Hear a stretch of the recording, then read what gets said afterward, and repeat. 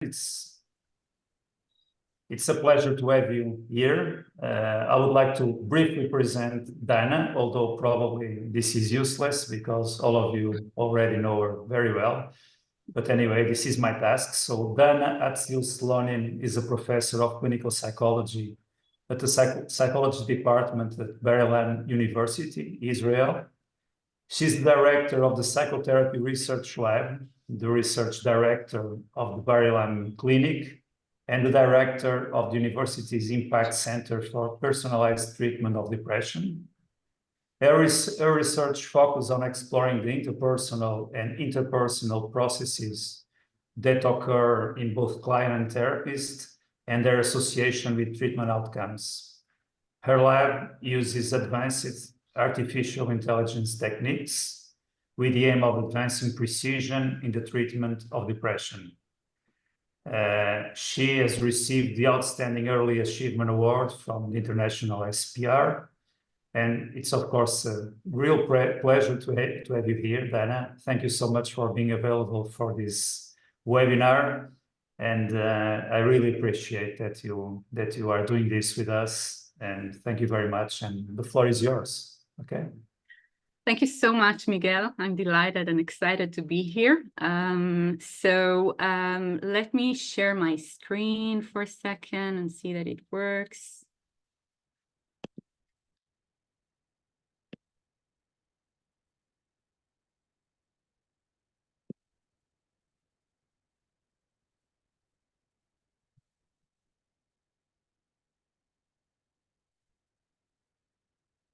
So, can you see my screen without my notes? Yeah, it's perfect. Oh, great. So hi, everybody. I'm really delighted to be here. And as I said, thank you so much to Miguel for inviting me to present in this webinar. I will talk today about dynamic intrapersonal and interpersonal processes in psychotherapy. And we'll present several studies on this subject conducted in my lab, which is in Bar-Ilan University at the psychology department. So people often seek treatment because they have difficulty experiencing, tolerating, or regulating their emotions. They need someone who is acquainted with the night to help them navigate their emotional journey.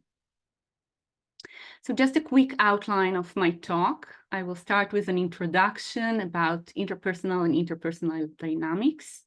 I will continue by discussing affective flexibility as an intrapersonal dynamic. I will continue with discussing synchrony as an interpersonal dynamic. And I will conclude with future steps for research and practice and training. But let me start with a case illustration of a client, which was treated in our lab. Her session was analyzed moment by moment by clinical judges from my lab. So Michelle is a woman in her 40s. She was diagnosed with major depressive disorder. Her primary distress was related to her relationship with her husband. She felt that she could not share her experiences with him. The moment the therapist opened the door and looked at the client's facial expression, she realized that the client was extremely upset. So Michelle starts and says, "My nephew has been diagnosed with a medical condition." The therapist asks, "Can you say more about what you found out?" The client says, "He's a great guy, just about to start college. I don't know what will happen now. It made me wonder if I also have this condition. Maybe my kids, it may be genetic."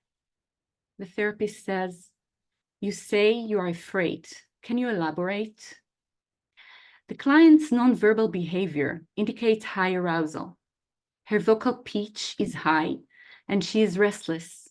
The therapist seemed curious about the client's experience. In contrast to the client, the therapist's vocal tone and nonverbal behavior indicate calm. Client: What do you mean? Of course I'm afraid. Wouldn't you be? This is a severe condition. I tried to talk with my husband about it, but you know what it's like talking to him.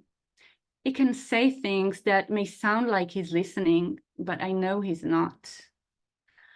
The client is expressing her frustration that the therapist is not in sync with her. Her expression indicates anger. She turns away from the therapist. You feel that they didn't really listen to you. The therapist's arousal increases and her vocal tone becomes higher. The client crosses her legs and leans to the right. Without either noticing, the therapist also crosses her legs and tips in the same direction. Synchrony is high at that point, but includes high levels of negative emotions. The therapist says, I realize now how stressful this experience may be for you. It is so scary what might happen to your nephew and that it might affect you and your children. It is so frustrating that you are sharing this stressful experience and you feel like nobody cares. The therapist gradually downregulate her own emotions. Her vocal arousal decreases from sentence to sentence. She leans back while maintaining good eye contact with the client. The client says, I'm so worried about him and about us. The client is in tears. Her voice is quiet. Therapist says, I can feel how sad you are. The client crying quietly, I'm so sad. He's so young. Both the client and the therapist's facial expression are very sad. The situation reflects high intimacy, high synchrony, and a gradual reduction of arousal. So many psychotherapy theories highlight the importance of client and therapist interpersonal regulation processes as promoters of clients' intrapersonal regulation abilities. The idea of the importance of the dyadic emotional processes emerges from the developmental literature. Human infants are very vulnerable creatures. They need their caregivers, their mother, their father, to help them regulate their body temperature and to handle stressful events. For infants, emotion may often be intensely painful and too overwhelming to manage on their own. Through the mutual processes of coregulation with an attuned and synchronized adult, infants gradually learn to tolerate and regulate emotions that seem unbearable to manage alone, and to increase their emotional flexibility so that they will be better able to experience a wider range of emotions. It is important to say that the ideal interaction is not of absolute synchrony and coordination. Rather, the interaction is messy. It involves match, mismatch, and rematch of affective states. Through these ruptures and repairs, if they are not traumatic, the infant gradually learns to implicitly know that the negative experience can be transformed into positive experience, and that the other person can be trusted. So if the mother would or the father would say something like, I know that you're hungry and I'm just preparing a sandwich to your brother and I'll be there with you in a minute. So the baby or the toddler learns that the positive experience is there, that the negative experience can be sustained and tolerated. And this is very, very important because life are full of negative experiences. So the ability to experience these emotions with an attuned and synchronized other help the baby or the toddler to internalize the ability to regulate their own emotions.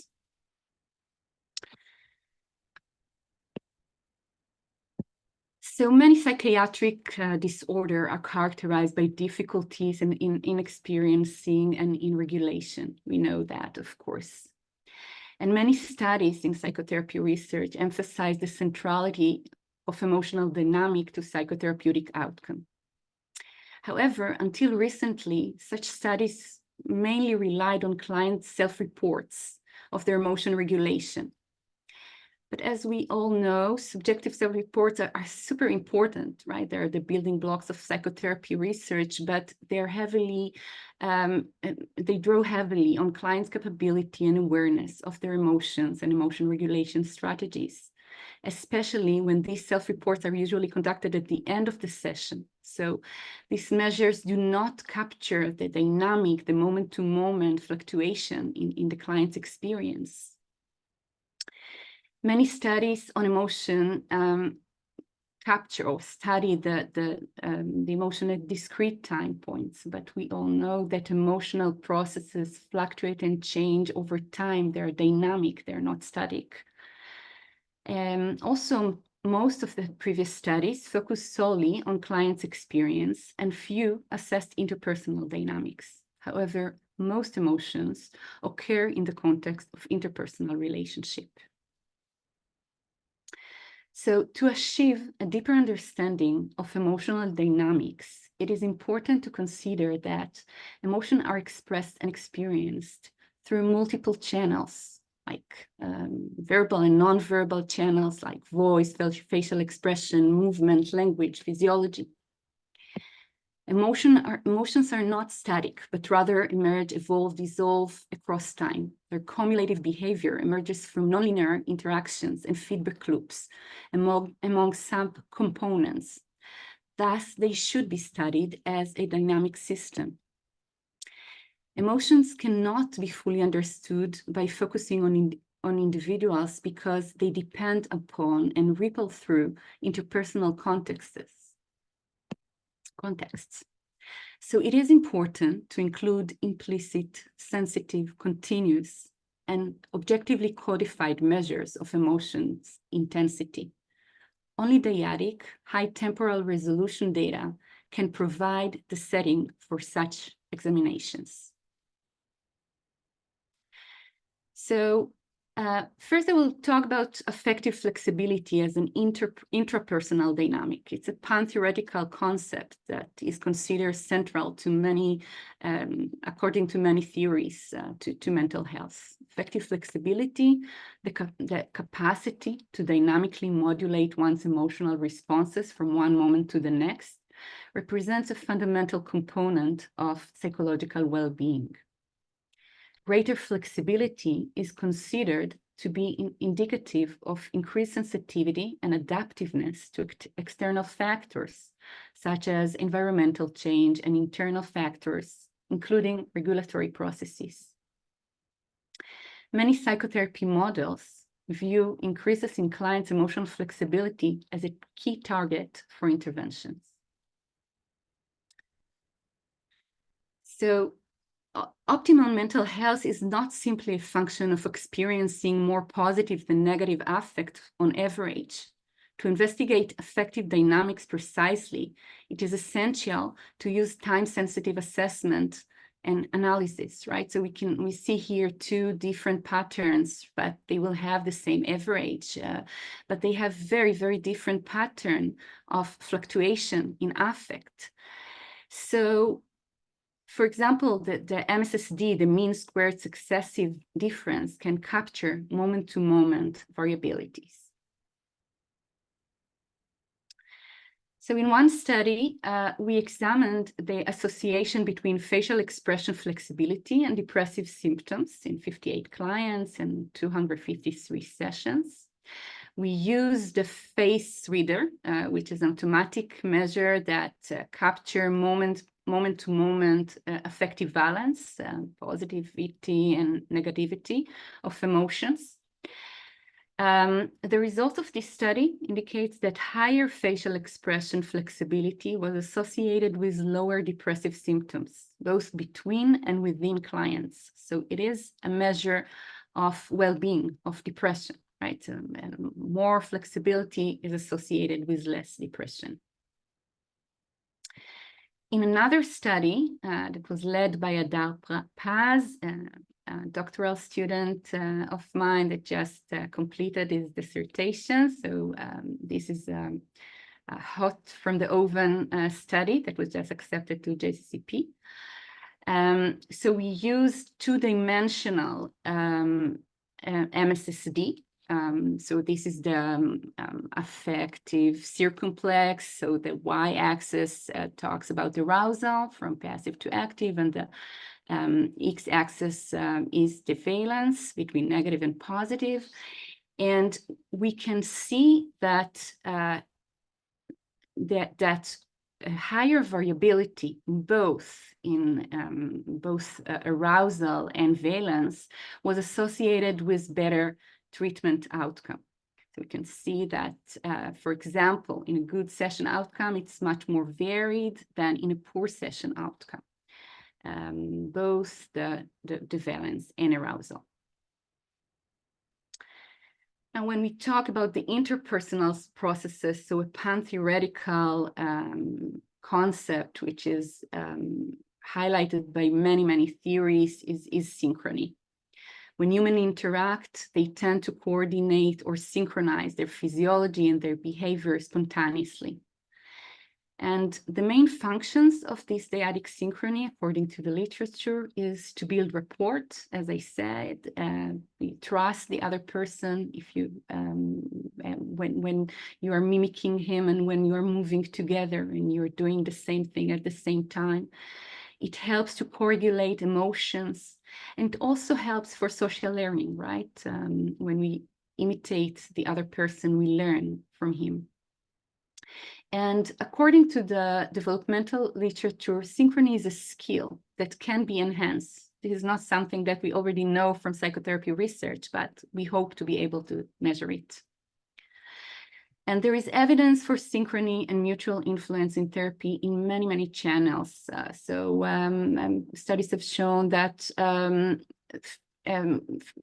physiological synchrony is associated with better outcome, synchrony in body movement, in voice, in alliance perception, and in other channels.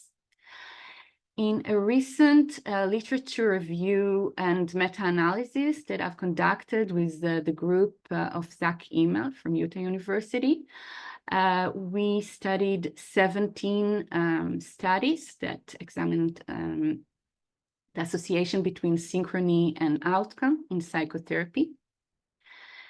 The results indicated that synchrony is present in psychotherapy sessions, that it's not a chance, that it happens. Results suggest a strong evidence for the presence of synchrony as compared to pseudo-synchrony in psychotherapy interactions.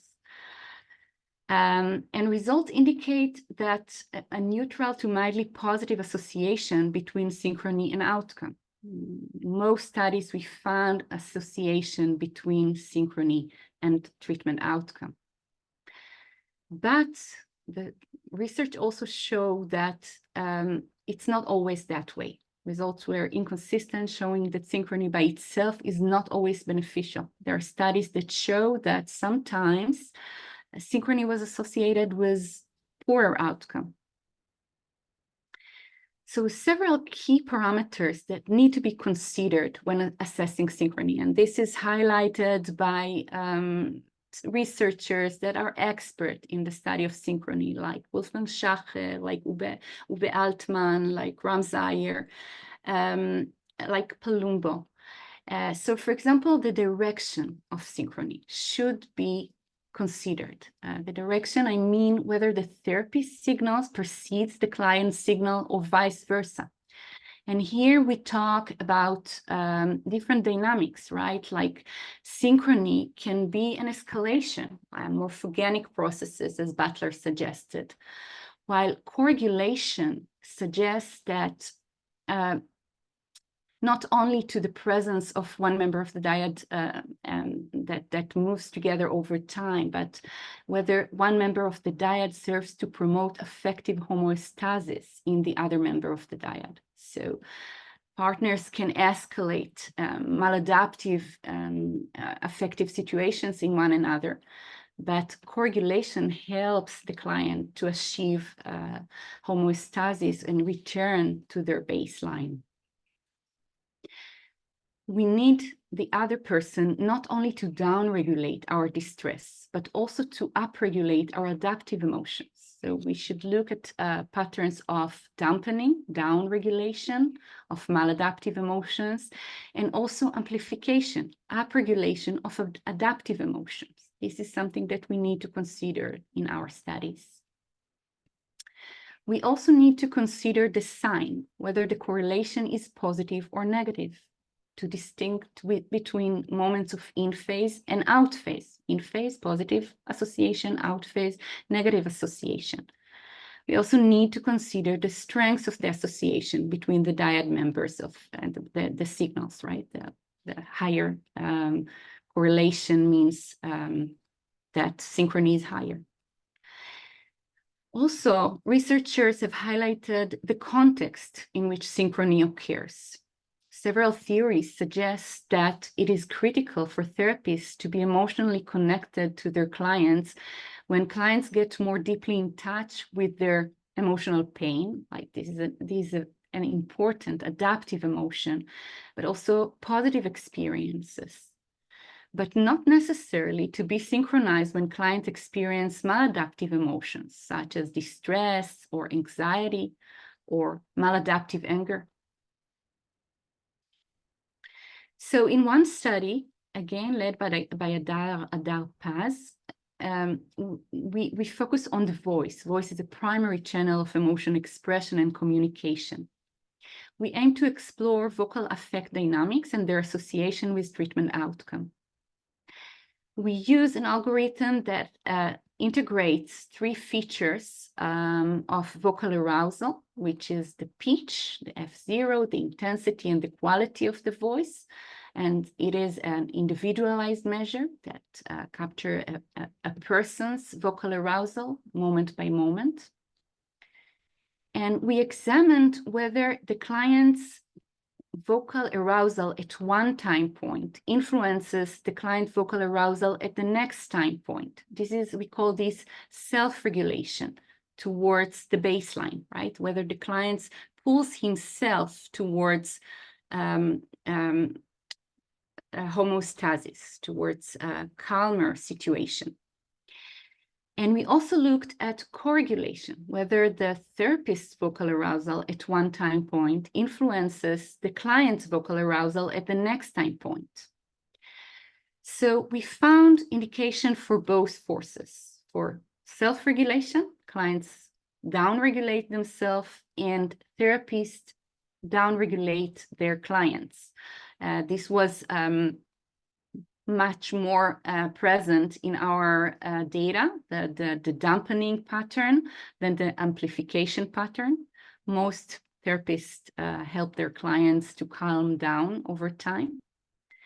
We also found that there was an association between coregulation and treatment outcome. So therapists that help their clients to down-regulate their emotions also help them achieve better treatment outcome. In another study, we looked at RSA, at physiological synchrony, heart rate variability, the variability in time intervals between successive heartbeats. And this is a well-established biomarker of the parasympathetic nervous system, and it's an indicator of emotion regulation. So here we wanted to take into account the context. As I mentioned before, this is really important because not, as I said, synchrony is not always beneficial. So coders, clinical judges, annotated the text moment by moment for the sort of emotion, the type of emotion, whether it is a negative, unproductive emotion like distress, anxiety, negative productive emotion, soft emotion like emotional pain, or positive emotions. And we examined the association between physiological synchrony and client emotional states and their association with treatment outcome. The result indicated that client therapists became more aligned with each other when clients experienced adaptive emotion. So it was an in-phase synchrony, and when clients experience soft negative emotions and positive emotions, so synchrony was higher. Furthermore, the more they did so, the more they experienced the session as higher in quality. So synchrony in positive emotion or in soft negative emotions was associated with better treatment outcome. So just to summarize and conclude about the next steps for research. So we need, when we are exploring, examining synchrony, coregulation, dynamics in psychotherapy, intrapersonal and interpersonal dynamics, it is important that we will include high temporal resolutions, moment by moment data that includes moment by moment measurements. It is also important that we will include both intrapersonal and interpersonal processes, the clients and the therapist. And our field is moving towards this direction, towards two-person psychology, towards examining feedback loops, interpersonal and interpersonal dynamics. It is important that we will take into account different modalities. So we currently do not really know, and this is something that we're trying to examine right now in my lab, what precedes what modality precedes what other modality, like, for example, does behavioral synchrony precedes physiological synchrony or vice versa? It is important to examine it and to see which modality most influences treatment outcome. It is important to take into account the sign, the direction, the magnitude, and the context. So context can be many, many other things that researchers can explore. For example, the client as a context, maybe for different clients, psychopathologies, synchrony works differently. So maybe for depressed or an anxious client, for example, it will behave differently. Different dynamics in different psychopathologies. So take psychopathology as a context. And association between emotional dynamics and other processes in outcome in outcome in psychotherapy are also important. So we can look at the association between other measures of alliance. Of course, this was examined in many studies, and emotional regulation and other emotion and other processes in psychotherapy. If we think about implication for practice and training, so to help people like Michelle achieve a better well-being and get more freedom and choice in her emotional journey, clinician may be encouraged to attend to what occurs at the nonverbal level between clients and therapists. They may consider the emotional context in which synchrony occurs. They may aim to detect the intensity and the quality of the dyadic emotional dynamic by upregulating adaptive emotions and downregulating maladaptive emotions. And it is important also to consider culture and identity, because I guess that it is harder to be synchronized with someone from a different culture or different identity. So therapists should be minded of that.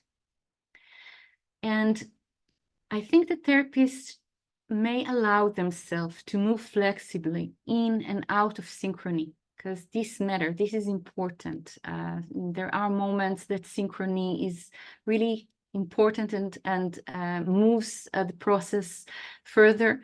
And there are moments that the client needs space, then synchrony is not needed at that exact moment. So I think that if therapists will allow themselves to move back and forth, to flexibly move back and forth in synchrony, it will be important.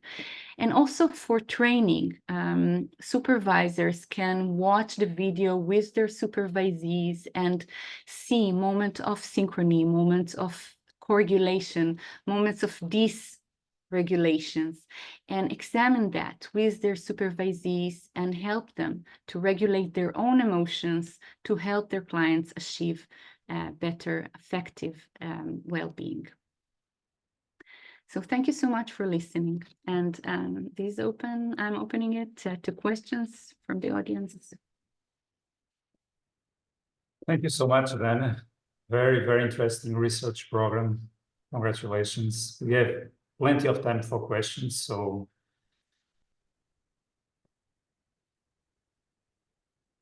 we have a question here from Fabrizio. Is there software that can be used in a private study setting? By this, I mean software that can be gather data to then share with the supervisor or evaluate it independently. So I don't know what exactly the person is asking. For example, the face reader is something that can be used in supervision or for feedback, because actually it analyzes moment by moment facial expression of the client and the therapist. So yes, this certainly can be used for feedback, for example. Mm-hmm. Fabrice, you are here. Would you like to add? Hello. See, I'm sorry, my English is a little bit worse. Yes, and in private setting, with a normal camera, easy, a system that can track this synchrony, I think is very powerful for our interior discipline, and also for supervision. And but to understand, this kind of software is free. You can pay this kind of software. You have all this information about the synchrony, about the arousal, or we need more device to track, for example, I don't know, the skin and similar. Skin conductance and everything. Yes. So again, it depends exactly how you measure it. So for example, to analyze, I mean, you need cameras to videotape the face, the facial expression or the body movements of the client and the therapist. We have 3 cameras in the psychotherapy rooms, one directed to the client, one directed to the therapist, and one that captures the interaction. And we have very good microphones in the room. We actually have 6 microphones because they need to capture the nuances, important nuances between the client and the therapist, and also physiological measurements. So we have all this data from a large data set of therapists in our clinic. This is a community clinic inside the psychology department in Bar-Ilan University, where we collect a lot of data. We have like 300 clients per time. And we have all these softwares to analyze, automatically analyze the data. Thank you. The challenge is to give this instrument also for private practice, not only in the academic setting, I think. Thank you. Wolfgang, please. Yeah. Can you hear me? Yeah. Okay. Wolfgang. Very simple solutions well, you can go about it in a very sophisticated way with many cameras and detection of very elaborate body movements, but you can also use pixel differences, and that would work in a private practice with a video, and where you can choose 2 regions of interest for the therapist and for the client, for example, and then detect the amount of movement, the amount of body movement at each moment. And that would be sufficient as a very minimal form of data acquisition on which you can compute the synchrony.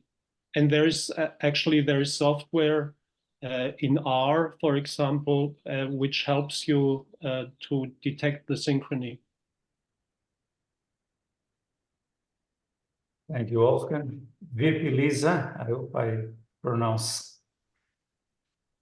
Yes, you did it correctly. I'm Virpi-Liisa Kykyri from University of Jyväskylä, Finland. And I also want to comment on this conversation about how to get these measures and device and issues to the therapist's practice. And along with this this method that Wolfgang just introduced, I would say that there are now technology is now developing rapidly, and also AI tools are developing rapidly. And I have been doing research with colleagues from University of Oulu, and they have recently developed an AI-based algorithm which can, from the facial video, can estimate heart rate and also respiration. And this seems to be quite good in precisement. So when compared to the ground truth measure, which was done with the conduct device, it comes very close to heart rate, which is measured with the traditional device. And they have also piloted a software which could be then used in a normal mobile phone or computer, and that will bring this kind of tools that both clients and therapists, if they select to do that, they could follow in what kind of physiological activation state they are during the sessions. So there are quite rapidly developing this kind of tools, which will come also to the therapist's reach. Yeah, this is a very important comment, and yes, so I've touched today mainly the non-verbal level, but again, AI is developing very, very fast, and my lab also focuses a lot on the verbal, on the language. So AI there is really able to automatically capture the content, the client's expression, the therapist expression, and to automatically annotate it. And we are also collaborating with a lab that is an expert in multimodal analysis. So they fuse as you mentioned, they fuse the video, the audio, and the text together to better predict psychotherapy processes. So yeah, this is these directions are really exciting.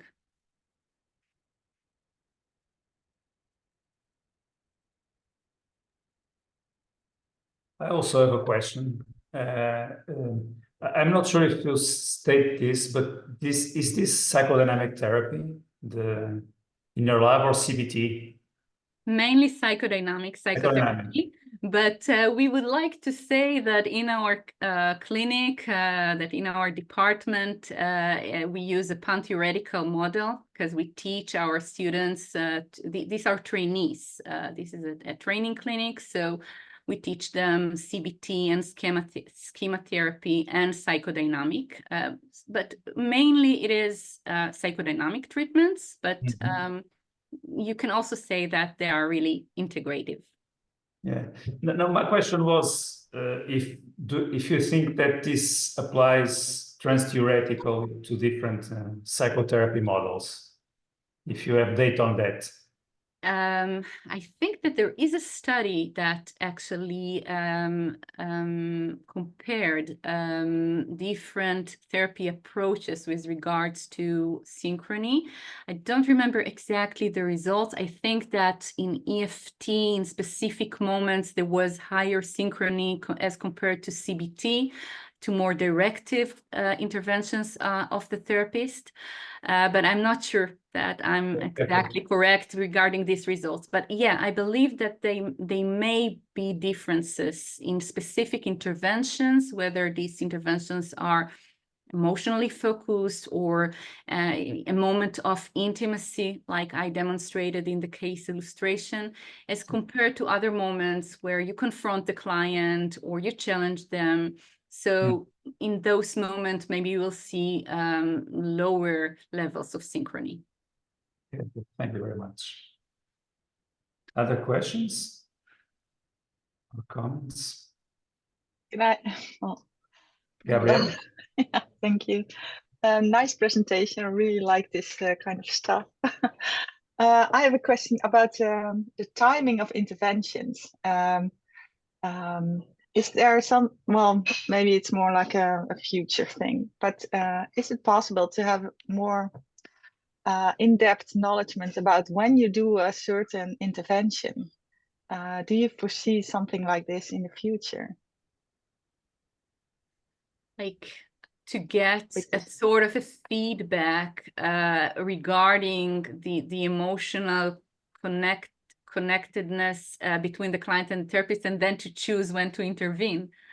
Yeah. Well, I think it is a more spontaneous thing. Synchrony it just happens when two people are in the same room. So, and I don't think that we need to be over aware of that. But yeah, in certain moments, it is important to increase the awareness. For example, if you work in a supervision with a trainee and you help them see that in specific moments they were over aroused and it was hard for them to downregulate their own emotions. So maybe they can learn to downregulate their own emotions and then to help the client to better regulate their emotions.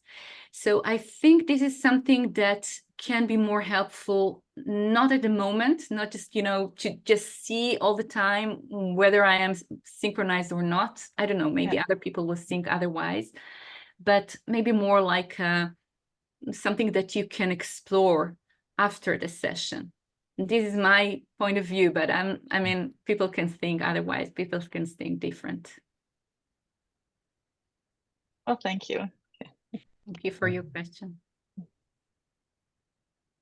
Robert? You are without sound. Yeah, I've got it. Oh, Okay. no, that's okay. So really enjoyed your presentation, Dana.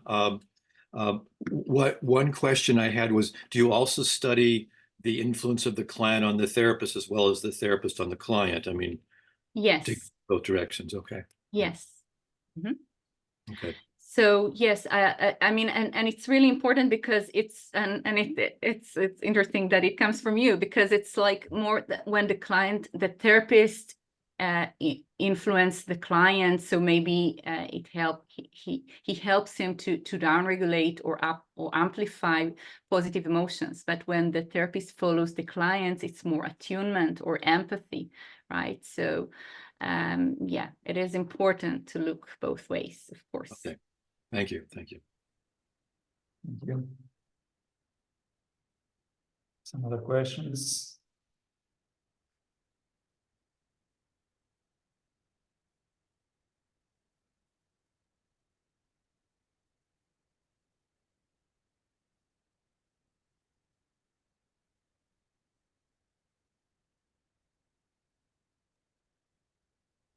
Okay. No more questions. So, okay, Wolfgang. Well, I think I want to address the question of who influences whom. I think that's really important, and synchrony goes both ways. So the client addressing the therapist and vice versa, and we have found in many cases that both directions are present in psychotherapy sessions. And it may depend very much on the context when one direction is more important than the other. So this means you should be able to quantify synchrony in the moment or in short phases of the session, and that is difficult. Well, we have usually used synchrony over extended parts of a session, over like 15 minutes or so, or over the complete session. And that kind of levels out the question who is following whom in the session.